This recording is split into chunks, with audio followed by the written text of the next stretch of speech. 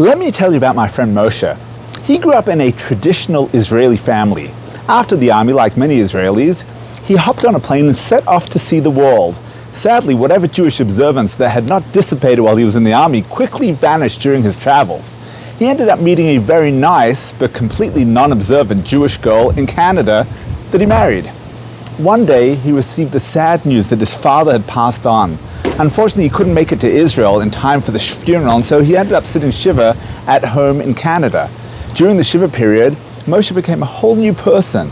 The ritual gave him a week-long period of introspection, and contemplating the temporary nature of life on this earth spurred him on to recommit to keeping Shabbat and maintaining a kosher home. Losing a loved one is the most intense experience of spiritual connection in this world. It's like holding their hand as they cross over from this world into the next. At that brink, one deals with the most powerful challenge. How do I continue alone without my dear one? Where do I go from here? What's the meaning of this immense change in my life? What's the meaning of our short time on earth? That's why we encounter vastly different reactions to the death of a loved one. Some people undergo a metamorphosis and conclude that life is incredibly short and temporary. At that intense moment, they decide to rededicate themselves to heaven and pledge to redouble their efforts for Torah mitzvahs. That's what happened to my friend Moshe.